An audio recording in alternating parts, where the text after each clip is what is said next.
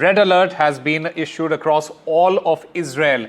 Iran has, in fact, launched a major wave of ballistic missiles from the city of Shiraz, triggering red alerts across nearly the entire map of Israel. From Haifa in the north of Israel to Eilat in the south, air raid sirens, they are blaring. Red alert has been issued. Air raid sirens can be heard in cities like Tel Aviv, Jerusalem, Beer Sheva, Haifa, and dozens more towns, signaling a widespread and coordinated missile barrage that is incoming from Iran. These are the latest visuals that you can see on your screens of the sort of destruction that has taken place in Israel. We are getting you these visuals that you can see on your screen. The visual alert map, it also shows near total coverage, and this is an unprecedented event in the history of Israel's civil defense system. Red alert has been issued after Iran's missile strikes on almost the entirety of Israel. And this is the big breaking news that we are getting you at the top of this hour. Iran has launched a major wave of ballistic missiles from the city of Shiraz. My colleague Mohammad Ghazali joins us to get us more on this. Ghazali, take us through the latest that you can hear from right now.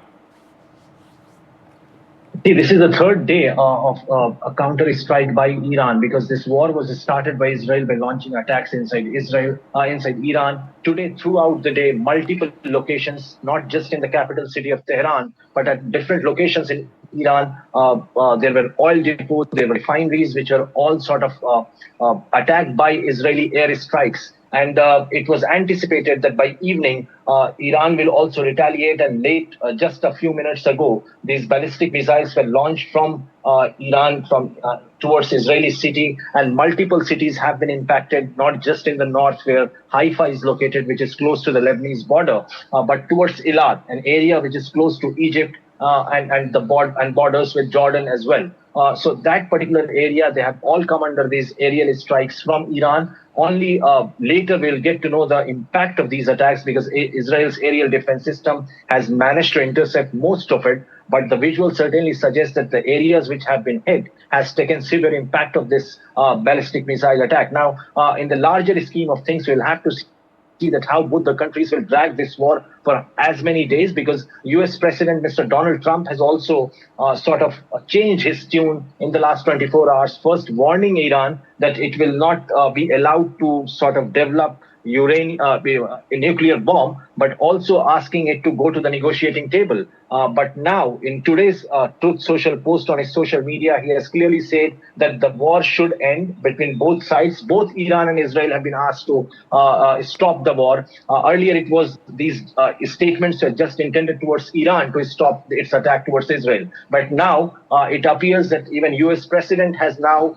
got the he has realized the impact of if the war prolongs for many days, because it will have severe impact on the international economy, as far as the movement of freight is concerned, as far as other US bases in the Middle East is concerned, because they have all come under the threat from Iran, which says that any country which supports Israel in this strike will pay the price. So a larger tension is engulfing Middle East, and Mr. Trump, who had won the presidential election on the claim that he will be the person who will bring peace to Middle East and Europe both, and will stop both the wars, has certainly failed in sort of fulfilling those promises.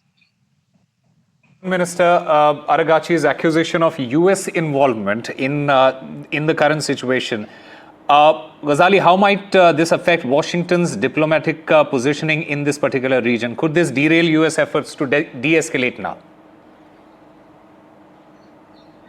Certainly, it shows that the kind of impact US had, it has certainly exposed two things. One, that even Israel is not in US's control, because it was often believed, and it is believed, that the US has got a very credible ally in Middle East, that is Israel. But if we were to believe Mr. Trump's statement that we were not part of this attack, then certainly Israel has overstepped. And if you don't believe this statement, then it means that it was a well-coordinated attack, by US and Israel both against Iran, and that will certainly derail the negotiations which are going on between Iran and US, because Iran's foreign minister, the president, and other prominent leaders have clearly hinted that now it is no point trusting US with its negotiations and talks when it comes to Iran's capability to develop nuclear bomb.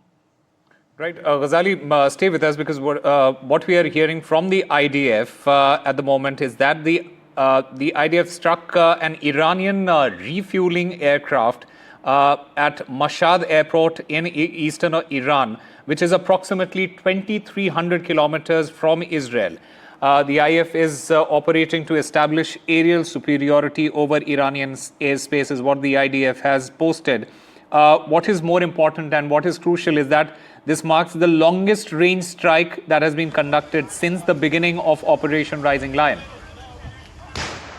Yes, certainly. This is the longest range attack since this war has broke out. But what the Iranian sources are claiming, that perhaps there could be Israeli agents inside Iranian territory who may have launched this attack, and not a direct attack from Israel's territory into Iran's. So that is also disputed right now. But if you go by Israel's statement, they claim that this is their aerial strike and they have launched it from their own territory into Iran. So it is only escalating, and we'll have to see whether this escalation can go towards a de-escalation, or whether the world powers like China, Russia, or even the United States will force both the parties to sit on negotiation and bring a halt to this war.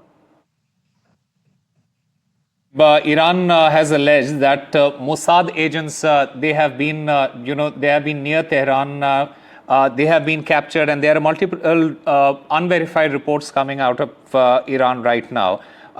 Does this also indicate a shift towards a more aggressive internal security doctrine for Iran? Or is this more about optics or psychological warfare at this moment? See, for Iran, it is a catch-22 situation right now.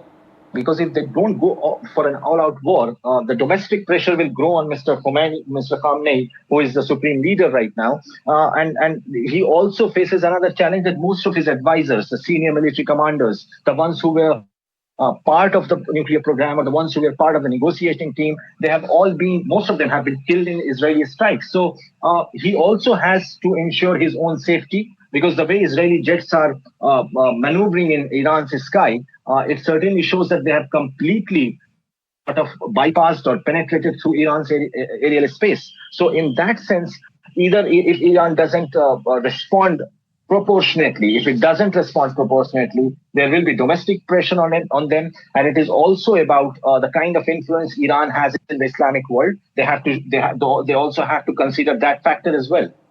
Right. Having said that, Ghazali, give us a sense of what extent are Gulf states like the Saudi Arabia or the UAE now preparing for, are they preparing for a fallout, or are they preparing for involvement in this conflict?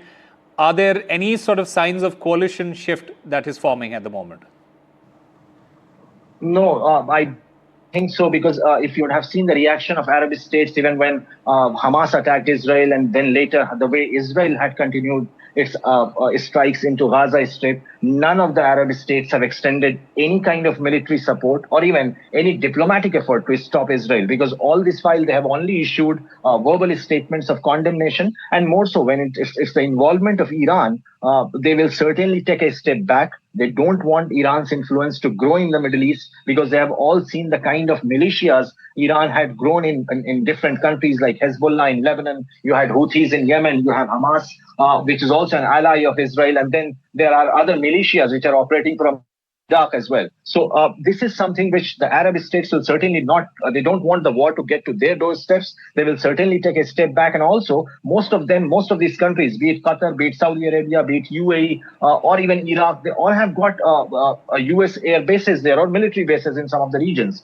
So they easily allow Israel to use their airspace. But when it comes to Iran's response, they will certainly block or even shoot down the projectiles emanating from Iran towards Israel. So that shows that the Arab states also don't want to support Iran.